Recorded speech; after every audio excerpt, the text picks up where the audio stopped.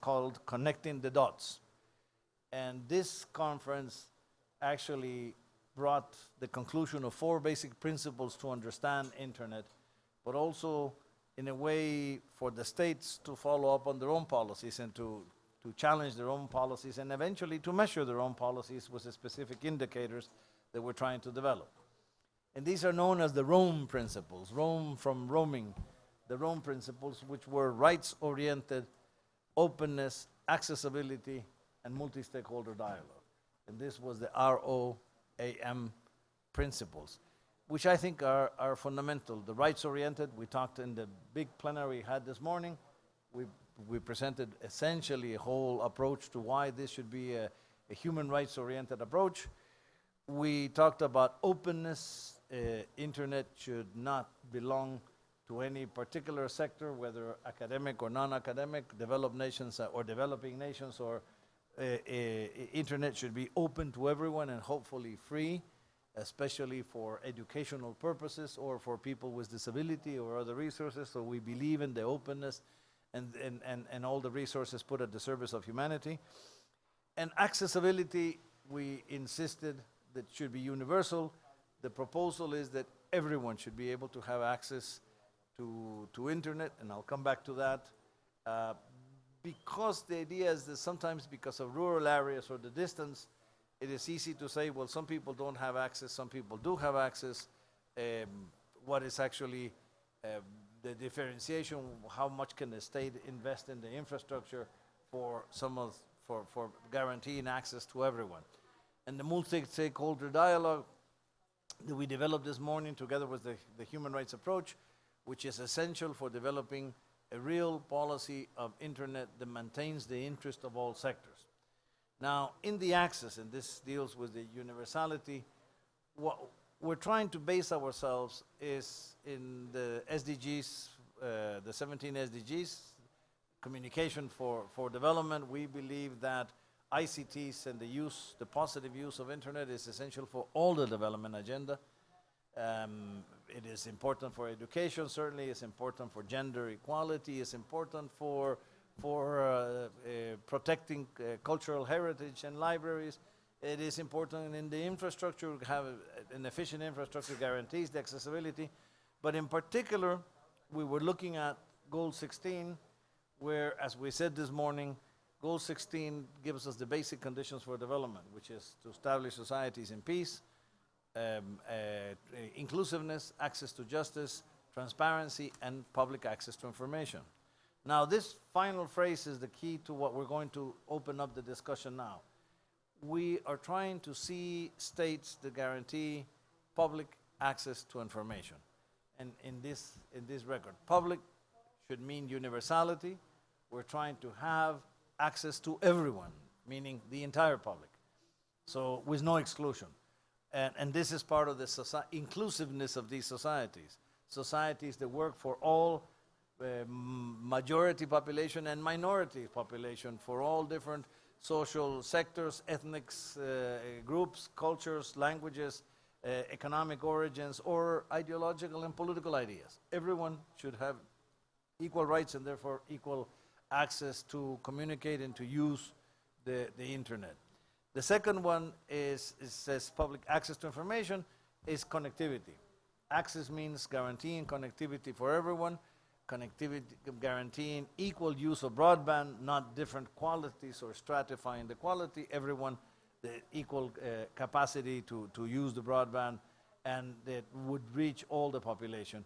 And finally, access to information means that we have to have relevant information in this accessibility. This is a point I'm not going to develop. We talked about it a lot, but we have always said that for development, we have to guarantee connectivity, but we have to guarantee the relevant knowledge and content that serve societies. This is how we're trying to build knowledge societies and have every single community receive the information they need for appropriating the development programs and implementing. With that, and with the idea of guaranteeing public access to information and the universality of internet, we open up this process. I will leave it to my two colleagues here, Guy Berger and Indrajit. And I think we have our first presentation from our dear friend Henriette, who has been a big example of inclusiveness, of universality, because APC has been able to expand their work across the world, and to also have a gender-sensitive approach to internet, for which we congratulate them. Andrea? Thank you very much for that, Frank. Yes, it's a bit, quite a challenging assignment to reflect on burning issues on the second last day of the IGF. But what I want to do is actually look at the Rome principles, look at the UNESCO principles, and pick on what I think some of the challenges could be. Firstly, rights, human rights-based. I think looking at the internet and making sure that internet development, deployment, and uptake is human rights-based is becoming increasingly challenging. And I think on the one hand, we have the recognition of the internet as an enabler. There's more formal recognition by governments through resolutions at the Human Rights Council, regional bodies as well. But we also have more making of legislation by states to fill the legal loopholes that existed to actually legalize some of the rights violations which they have been practicing. So there's at the moment a proliferation of security legislation, for example, and surveillance legislation, which is formalizing the privacy violations that was being done informally. So I think that's very challenging. I think we also beginning to see how the internet is not just an enabler of rights, but it can also be a contributor, or its use, to the disabling of rights. The proliferation of hate speech, of bullying, of use of the internet for false news, for example, and for mobilizing xenophobia. So I think that is also going to be increasingly challenging for a body like UNESCO to in its approach to digital literacy and education, to not just emphasize the positive aspects of the internet, but also enable the institutions and communities and people and journalists that UNESCO works with to respond to this, the harmful impacts, potentially harmful impacts of the internet.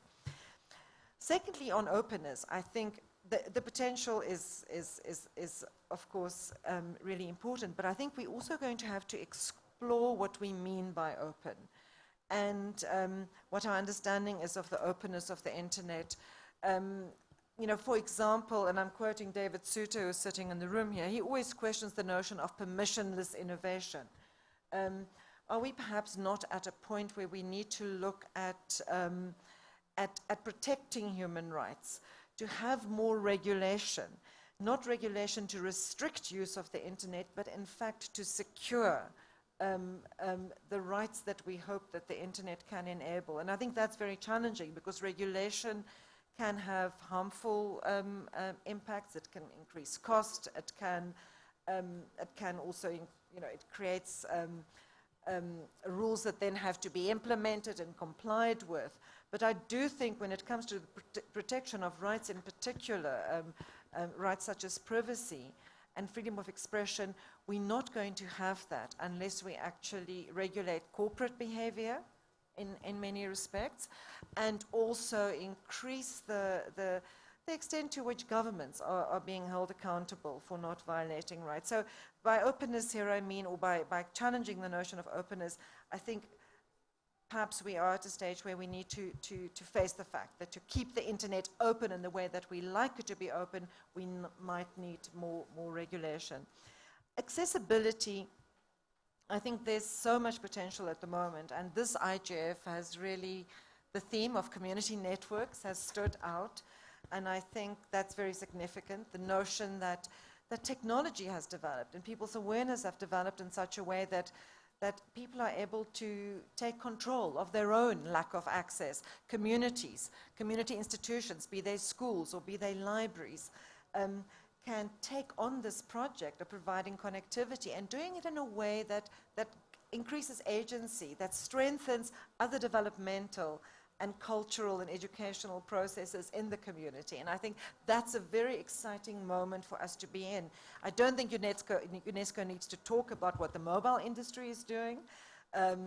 UNESCO can engage with these locally driven, bottom-up community networks, which I think allows UNESCO to look at connectivity from a point of view that really cuts across all its work areas, building resilience, strengthening education, recognizing cultural heritage as well as new culture. So I think that's important.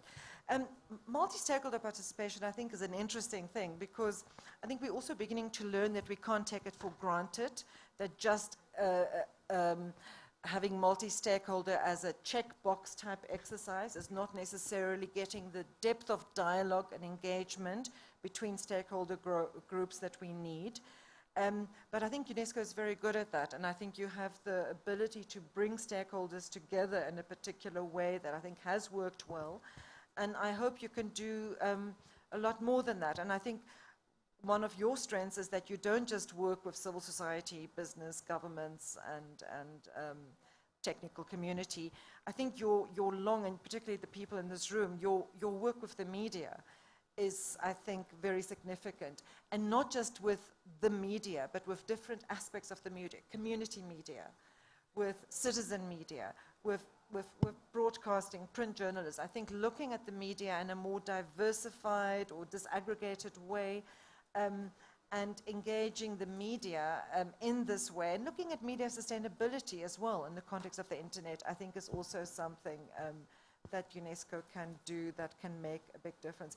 I think we still lack, so finally I think the challenge, which probably cuts across all these principles, is that I think we still have contested ideas about what the internet is, and is it a public utility? Is it a public good?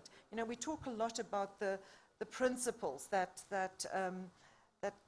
we can use to guide internet governance. And I do think, you know, Cedric asked me to reflect on the Net Mondial. I do think the Net Mondial principles, well, it was a very good and quite effective attempt. I think at coming up with principles that capture what the internet is and how it should be governed. And it might be worth revisiting that. And I think that that's certainly something in the context of your Rome work, to look at that multi-stakeholder participation again. You know, what are the principles? How do we approach the internet? How do we see the internet? Is it just a case of bringing different stakeholder groups together and thrashing out what their different approaches are? Or do we need some kind of common understanding of what it is that the internet is as a public entity or public good? And then we build the multi-stakeholder participation and decision-making based on those principles, rather than just having this kind of contested, ongoing dialogue that's not really grounded on commonly agreed principles. So.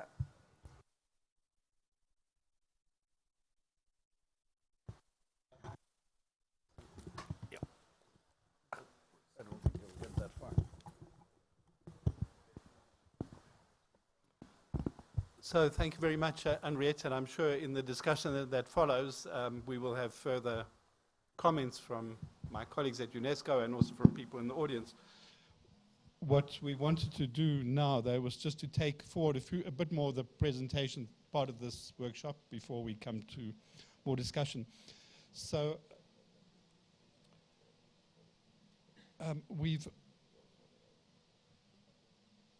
it actually segues very well, because what you have said is asking us more, what do we mean by openness and what do we mean by multi-stakeholderism and what is the basic assumption of the internet? Well, in fact, these very nice principles of the ROAM, which were accepted by the member states of UNESCO, are great normative principles. How do you make normative principles effective in terms of social policy and people's work on the ground? One of the ways you can do this is to interpret those principles as indicators. In other words, what are the indicators that would say whether a society is practicing multi-stakeholderism in the deep dialogue way that you said, Henriette, or in a more superficial way, a token way, or not at all? okay, in particular internet-related decision-making. So UNESCO is starting now this process. We have consulted a bit at previous international internet meetings, but now we really are commencing an 18-month project to develop these indicators, which requires exactly unpacking these 4 concepts, because you can't find indicators if you don't actually have an understanding of them. So we will, in the next 18 months, have a lot of regional consultations. We will have an online platform as well. And finally, out of that, we hope to come with the indicators. And then we will pilot them in 3 countries. And then we'll go back and look at the indicator and say, do we need to now improve these indicators yet further? And after that whole process, we'll go along to UNESCO member states. We'll say, look, these things can actually give you a grip on key aspects of the internet, which are critical for the universality, the rights, openness, accessibility, multi-stakeholder. And of course, it's very complex. How are societies dealing with privacy? How are they dealing with freedom of expression in the rights chamber, as well as some other rights? We have to figure out which rights, because you can't have indicators for every single right. The economic and social rights becomes quite interesting in this question. Openness, which covers not only the openness that you referred to, Henriette, but other open aspects of open data, open education resources, open opportunities to participate in the internet in terms of the permissionless innovation story, but even playing fields. And when you come to the accessibility, one of the key things there is media and information literacy. So how do you assess a society's progress in terms of media information literacy? And lastly, the multi-stakeholder thing. So I've just introduced this Internet Indicators project, and we have a person here who's going to give us some feedback on this Internet Indicators project, even before we've launched it. This is Henri van der Spey sitting over here, and we've asked her to comment. She's got a bit more in-depth information than I've been able to present in this short discussion here. But she is also, in addition to commenting now, she's doing some specific work supported by UNESCO, ICANN, and ISOC, trying to unpack this multi-stakeholder question. And that will be very useful to get a grip on what are the key indicators for assessing multi-stakeholderism. So I'm going to ask her, not only from a point of view of the work she's already doing in multi-stakeholder unpacking, but to tell us what her view is of this overall endeavor to take these great principles and make them into some kind of recognized standards that people can use, that have the backing of a UNESCO member state framework to assess key internet issues in their country. So Henri, over to you. Thanks. So on those 2 things, the first one is if these indicators are, I don't want to preempt them, but if these indicators are anything close to the media development indicators that UNESCO developed in 2007 or 8, you know, I think that'll take us very far in helping to take the Rome principles and actually make sure that the gaps aren't filled by legislation and court decisions that take us the wrong way of the track. Henriette was mentioning around the multi-stakeholder principle that we shouldn't take it for granted. And that's something that if you look at the literature around multi-stakeholder governance over the past 10 years is something that's repeatedly mentioned. In the beginning, you know, we tended to be quite positive and optimistic about this semi-new way of looking at internet governance. And as you look at newer things that people are writing, there seems to be, you know, increasingly concerns around whether we are going the right way when it comes to multi-stakeholder governance. And the problem is the messy consequences of some of these processes lead to things like legislation and other things being used to stop gaps.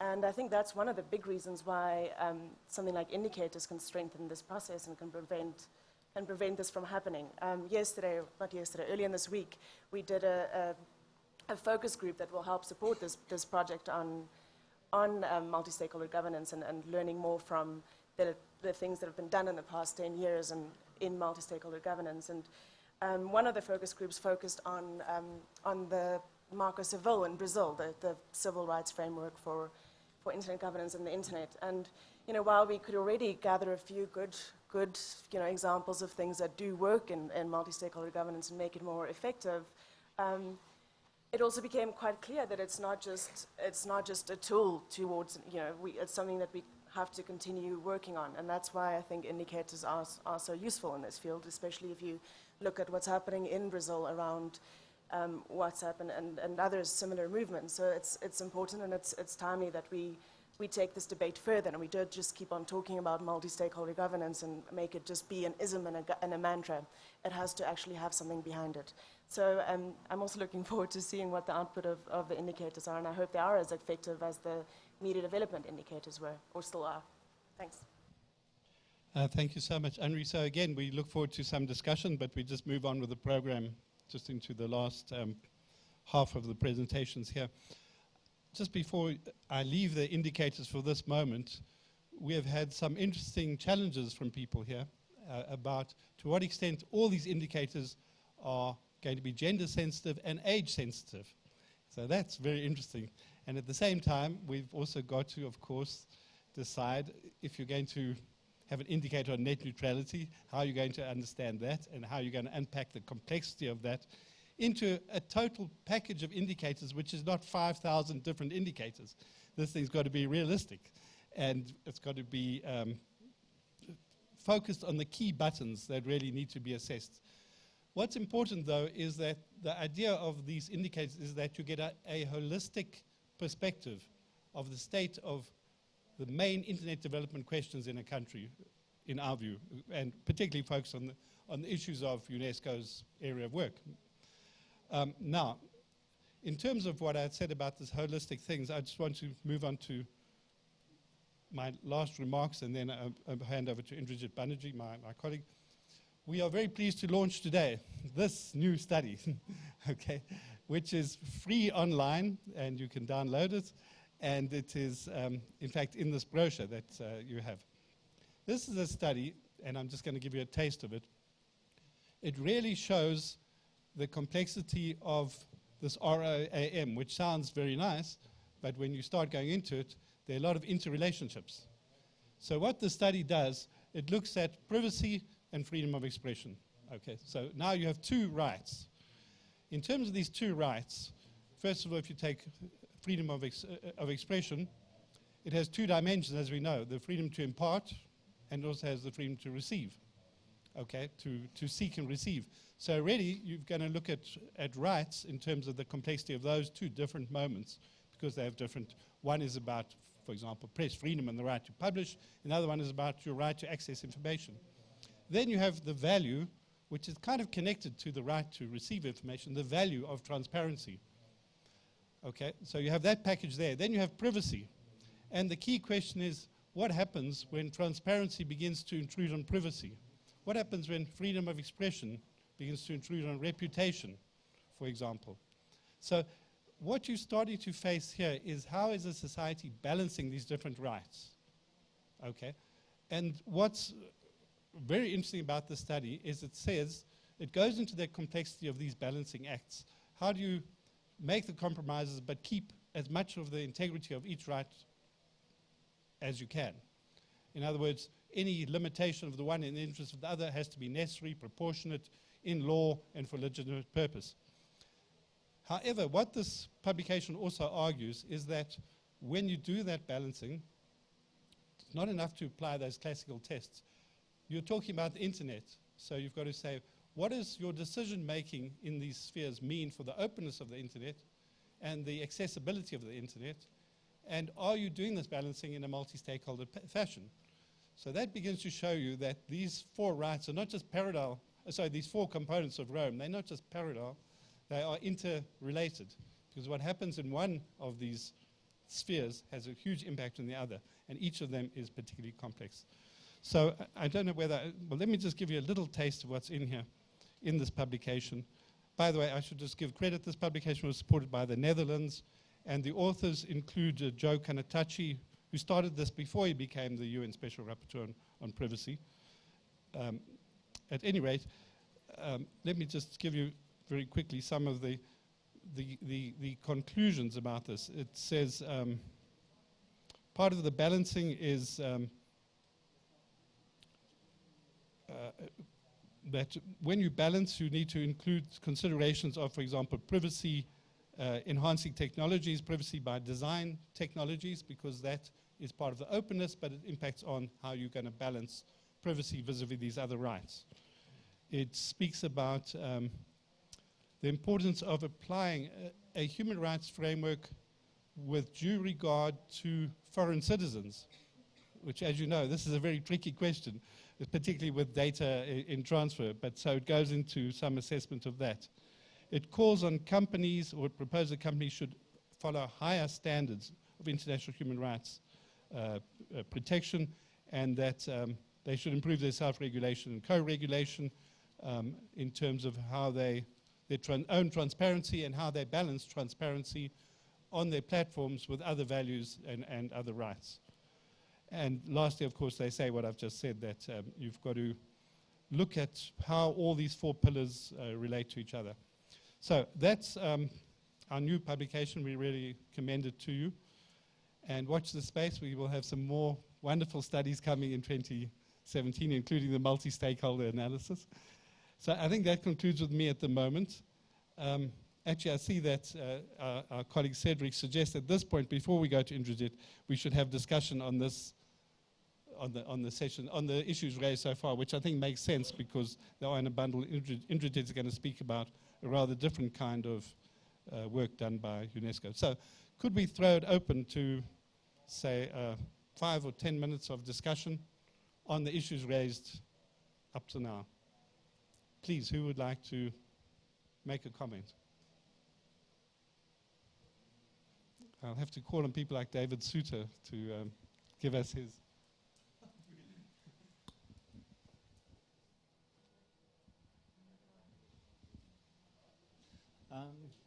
Okay, I think let me make a suggestion about the question of multi-stakeholder principles and how they move forward, because it seems to me that they were developed in from the very early days of the internet.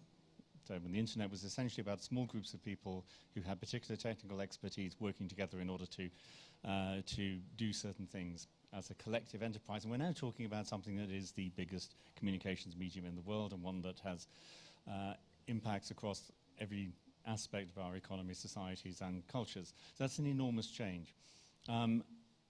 It would be astonishing, really, if the way in which people did multi-stakeholder activities way back then in the early 80s still worked for this enormously different thing today. And I think the two challenges that it seems to me, or two of many actually, but two that are important here is firstly, how do we differentiate multi-stakeholderism from just the kind of public meeting in which everybody takes part? So what is dynamically different about it? And secondly, with the transition of the internet into a primarily, I would argue, primarily commercial environment, how do we distinguish it or stop it from becoming public-private partnerships? So maybe I'll throw those two things up and see if anyone comments on those. Yes, I think that, I mean, maybe I might even disagree with you a little bit, David. I actually think there is, yes, it's new, it's different, and it has changed, but I think there's some fundamental principles in public participation and policy making that we should be using when we talk about multi-stakeholder participation. So I think we don't always have to look for new things and new indicators. I think that there are also some older, existing indicators to look at. I do think that the Net Mondiale statement and the Net Mondiale principles of multi-stakeholder internet governance is a useful place to start, because I think that it sets down some of the fundamental principles such as accountability, transparency, participation, but it also problematizes something such as respective roles and responsibilities for those of you who are familiar with the Tunis agenda. And many governments still have this understanding that in a policy-making process, different stakeholders have fixed responsibilities. Governments have responsibility to make the policy, civil society introduces the community perspective, business perspective. And I think what the Net Mondiale statement does, it actually says that the roles and responsibilities of stakeholders will vary according to the actual topic under discussion. And I think that's very useful. And so, in that sense, I do agree with you, David. I think there has to be a nuanced approach, because multi-stakeholder processes covers a very vast array of type of processes, from consultation to decision-making, from standard setting and industry to public policy making at a national level. So I do think that a departure point should be recognizing that diversity, and don't even try to, or maybe it's a two-phased approach, looking at some very generic principles, but then looking for indicators. I think you are going to have to look at the different types of processes. And then finally, I think what the indicator should not be measuring whether the processes are multi-stakeholder or not. It should measure whether they are really inclusive. Are they accountable? Are they transparent? You know, do they reflect and respect power imbalances? And particularly, you know, that of the powerless or the power weak in that decision. That's what we want to measure, not whether it was multi-stakeholder or not. Okay, thank you so much. Just to point out exactly that, the point of indicators is they add up to meriting the label multi-stakeholders. We have another comment over here. Just a phrase, and thanks, Emret, because your speech. Sorry, do you mind introducing yourself? Oh, Yeah. sorry. Marcelo Saldanha from Brazil, Instituto Bem-Estar Brasil. We are working with community networks.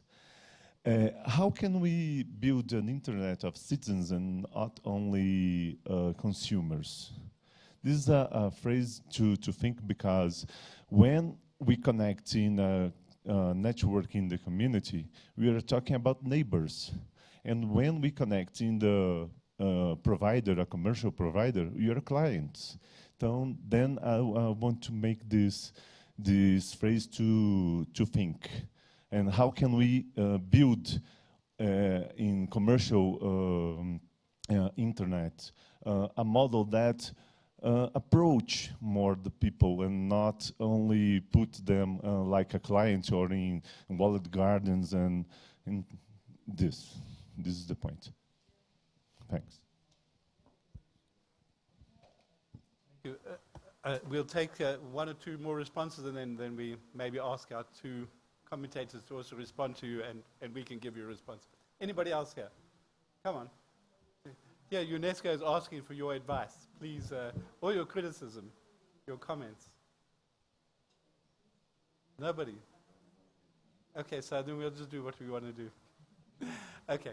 I think you've raised a very key challenge. Okay, let me quickly respond, and then we'll ask these people. That to what extent in this model of ROAM and the indicators can we assess exactly those kinds of questions? Does it fit into that framework? And that's a great challenge for us, and I think we've got to try and do that. And it does, to some extent, relate also, I think, not only, but it relates in part to the question of multi-stakeholder analysis, because the question is the whole, an understanding of multi-stakeholder is that the internet should not be dominated or captured by any particular actor, neither governments, neither companies, neither techies, neither academics. We don't want the philosopher kings ruling the internet, and not the international governmental system, and not civil society. So the whole point of multi-stakeholder is to say, this is a public resource, and therefore no single force should dominate. And you're precisely raising the question, what happens when commercial companies are there turning people into products, and people are not themselves the producers? So this is a very interesting thing, which partially can be addressed by the multi-stakeholderism, but it's a key question, and we should answer it perhaps in the other pillars as well. Thank you. So let's just get final comments from these good friends here, and then we'll move on to the last part. So I just wanted to add about the media development indicators as a kind of model here. If you're thinking of doing something that's very similar to that, and I've used the media development indicators along with Toby Mendel and people from UNESCO some years ago, looking at a particular country. And I found it an extremely useful way of forcing me and my colleagues to be holistic in our assessment of the media environment in a particular country, and also examine closely what the impact of what I knew about were on the things I knew less about, and so forth. So I think that's really, it was a very from my point of view, a satisfactory model to use, a good model to use. So I just was thinking about maybe it's worth, as part of your development of these indicators, exploring the experience of those who have used the media development indicators as tools and trying to replicate the positivity that I'm trying to express here. So Henri and Henriette, last words to you. Thanks. What Marcelo was saying around the importance of the user has also been quite clear in the past week to me, being involved in connecting and enabling the next billion of the IGF, which is being presented tomorrow. I think a lot of the debate around these issues tend to sometimes forget that side of it, forget the side of the user and see them more as a consumer. So I think it's something that's vital to this conversation, and unfortunately that's probably the most difficult stakeholder group to really give voice to. So it's certainly something that we'll be looking at in developing this study around multi-stakeholder governance, and we'll certainly be speaking more to the Brazilians in this regard because it's something they've done so well. But yeah, thanks. I think that that this is a useful exercise. I think that it's important, develop the indicators in an inclusive way, because then they'll be meaningful. I think in the way that David mentioned the media for development indicators, those were developed with the participation of media actors. And I think that will probably apply to all the indicators. They'll be used more and they'll be more meaningful if people that are affected by those issues are part of the development process. I think the challenging thing about the internet is that, yes, on the one hand, it is turning everyone into consumers, but then people are also consumers because there is so much commercialization. And I think that's a challenge for us. How do we look at human rights, but actually consumer rights is also an area that is relevant to the internet. And maybe that's not for UNESCO to do, but maybe that's what regulatory agencies can do or should take on board. Many developing countries have got very poorly developed consumer rights protections. But then also to problematize that, because I think what we're seeing with internet commercial platforms is this development of the idea of informed consent. And I think that's a very dangerous notion, because that is implying that by consenting and ticking a box, you are in fact signing away your rights and you've done it properly. And I think, so to come back to not just giving the individual the ability to sign away their human rights, particularly their privacy, means we need to look, it's the point I made earlier, we need to look at what regulatory constraints and is necessary to prevent this kind of rampant violation of rights that's part of internet business models. So I do think we need to, unpleasant as it is, I do think we need to look at what regulatory intervention is needed and how do we hold business actors accountable for the violation.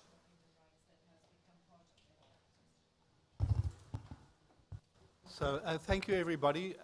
We really invite you to join us as we begin to unfold the consultations around these indicators. And even more, we invite you to run with these indicators when they're finally finalized and use them, because the whole point is to try and improve internet in your countries. So with that, I think the first part of this workshop is finished, and I'll hand over to my colleague Indrajit Banerjee, who will speak about the work we're doing on universal access, multilingualism, empowering people with disabilities. Afterwards, we'll have Mr. Giovanni Sepa from URID commenting and sharing some of the highlights of joint work we're doing. And then again, we'll open up for discussion. So, Indrajit. Thank you, Guy. A very good evening to all of you. It's a pleasure to be here, especially as it's our own forum. We've been in many other fora, and it's good to see people are still here at the fag end of the day. I think, let me make a connect directly with what Guy just spoke about, the Internet Indicators Project, but also what Mr. Frank LaRue talked about in terms of Internet universality and the Rome principles. And there is a very direct connect. So when Guy says that there are two parts, it doesn't mean that they're disconnected.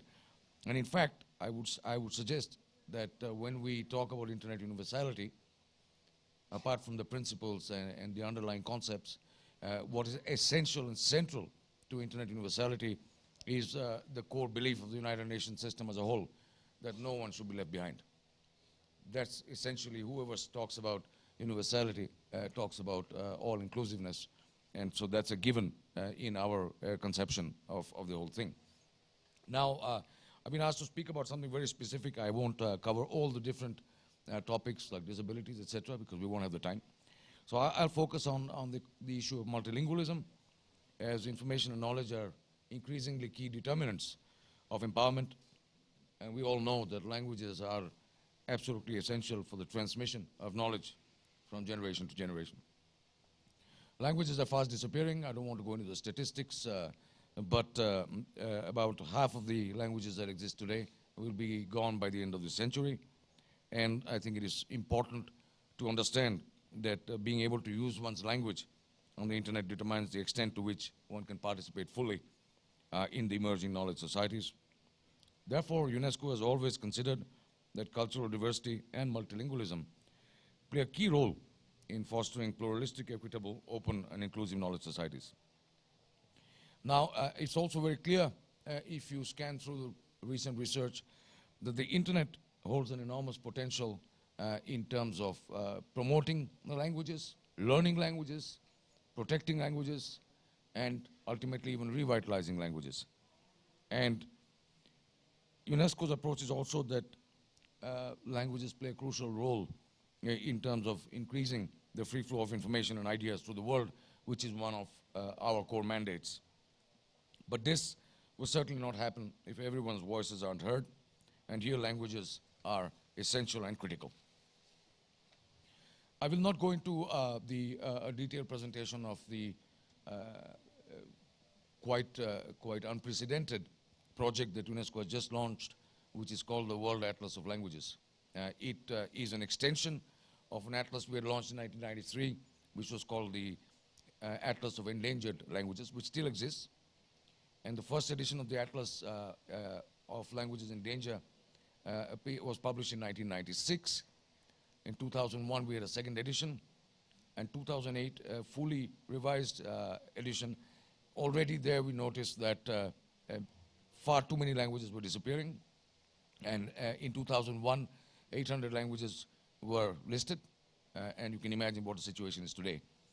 And we believe that perhaps expanding the Atlas of Endangered Languages to an World Atlas of Languages would better reflect the global linguistic diversity and the situation of languages around the world. And, of course, play a critical role in preserving, because all languages will not survive. That's a fact of life. Cultural traditions disappear. Everything disappears one day. So at least, if possible, document, record, preserve languages which are about to die.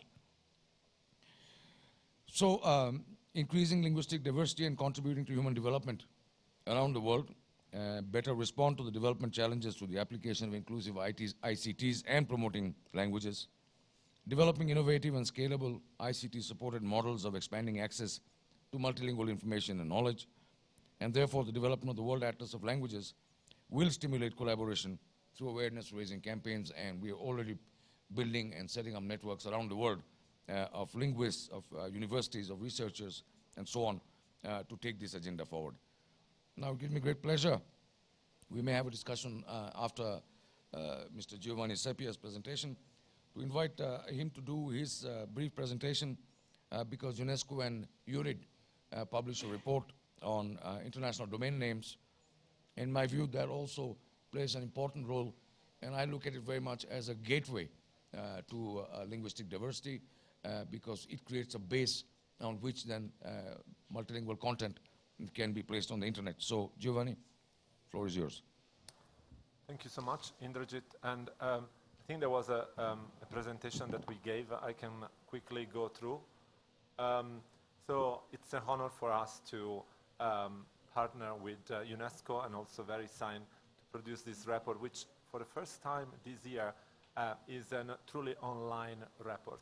So instead of having the paper version, what we wanted to achieve this year was to launch the IDN version, the online version of the IDN report, and to make sure that from now on, we regularly update the IDN report. So it doesn't become one publication at the end of each year, but it's a regular work done throughout the year.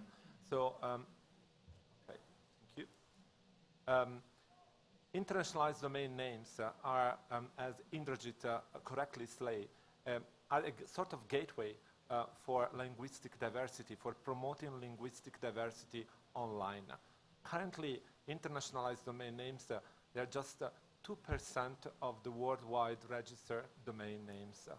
And if we look at the three main scripts that we find today in the World Wide Web, we see that the predominance is Latin script, followed by Han script and Cyrillic script. And this is a map of the languages that are spoken in the different countries against IDNs. And IDN scripts, this world report shows that reflect most of the time the languages spoken in those countries. There have been a lot of things going on during 2016. The main one being that there's been quite a lot of progress as for universal acceptance of IDNs. To make it very simple, each of us should have the right and the power to express himself in his own language, and making sure that at the moment I'm expressing myself by an email, a website, online, this is well recognized by all the browsers. So there are no barriers for linguistic diversity. But today there are still barriers, although universal acceptance has made great progress to, let's say, contain those barriers and to improve. And this is thanks to great collaboration within the technical community and the various actors. So to sum up, as I said, IDNs are a great help to enhance linguistic diversity in cyberspace. And also, IDNs are accurate predictors of the language of the web content of a domain name. There's a lot of work that has been done. IDNs can help also the endangered languages because, again, an endangered language that may be, maybe disappearing in few years can survive thanks to IDNs, thanks to having a space online in the World Wide Web. So indeed, all the work that is done, which at some point is quite technical, is a work that will serve to enhance linguistic and cultural diversity online. Thank you.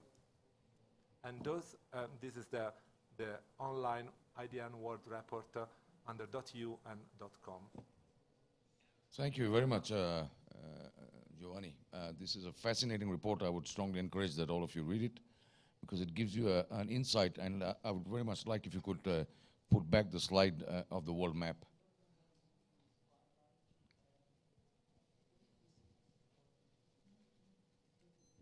And in fact, what does it actually, how do you read this world map in terms of the totally empty spaces in all of Africa? Yeah, there are some spaces that we could not fill because there are data not available. So for most of our, So for many countries where you see just gray, is because data, unfortunately, are not available. So we cannot really track what kind of IDNs are present in those countries. And you also say that 3 scripts have 90% of the IDNs. Yeah, and that's how correct. do you explain that? So we are talking about internationalized domain names, both at the top level and at the second level. So before and after the last dot when you type a domain name. And in this case, the predominance of IDNs is from the technically so-called Latin extended script, so the accented letter, the umlaut, that belong to the Latin extended script. So large part of the IDNs, they belong to the Latin script, followed by the Han script, which is predominantly in Asia, and then the Cyrillic script, because for the Cyrillic, the Russian, let's say, community has developed and has done a lot of work to promote Russian domain names, both at the second and at the top level. Can you please also go to the slide where you're showing the breakdown of the scripts? Yep. Yeah. What about the very tiny parcels? Which are those Yeah, scripts? those are other scripts, like, for instance, the Greek one. And so all the scripts have been analyzed in the IDN World Report. And again, we are referring to the scripts at the second level and at the top level. Thank you, Giovanni. I now open the discussion to the floor. If you have any questions on what I said and Giovanni's presentation on the URED report. Anyone? Please. Just a quick question. Do you have any idea why Colombia is different color from the other countries of Latin America? Can I see that? Can we go? Okay. That's check. It's mixed indeed. Yes, it's mixed. And again, Colombia, of course, the language is Spanish-based, and that depends on how much the local registry has implemented IDNs and which IDNs the registry has implemented. Because again, there are different set of IDNs, like Latin or Latin Extended or Latin Extended version 2. So it depends much about this. Any other comments? Yes, please. Hello, my name is Keisuke Kamimura from Japan. I conducted a survey on how much users pay for registering a domain name under IDN, TLD, or other ASCII label TLDs. And I found out that people tend to pay more for IDN registrations rather than ASCII-based registrations. So I think my finding is a preliminary one, so I can't guarantee that people pay more for IDN, but I think there's a certain need for internationalized domain names, so we have to find out a better way to foster and nurture the demands or requirements of the registrants so that we may have more IDN flourishing in the end. Thank you. Thank you so much. It's indeed an extremely valid point. We investigated it as well in this study that we have been running for 6 years. And what we have seen is that IDNs in most of the worldwide regions like Europe, the Middle East, and Latin America, there is not a matter of price difference. It's just a matter of education and awareness of the end users. Because many of them, they are somehow spoiled by using the standard, let's say, the standard scripts. And so at that point, they are not, let's say, tempted or challenged, or they're not looking forward to use their own language when they look for a domain name. So I think most of the work has to be done at education and awareness of the end users. Thank you. If there are no other comments, I would like to pass the mic back to again. Just a quick comment. I must say my colleague is completely right. This is not separate from the earlier part, because this is exactly part of the discussion of accessibility. So I pass the mic back to Mr. Frank Larue to present us his concluding remarks.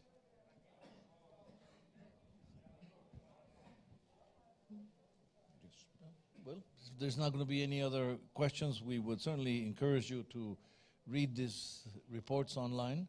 All the comments are always welcome, please, and suggestions to follow up reports as well. And we will be very open to all your suggestions. Hope that these reports will be also very useful for all of you. Thank you very much.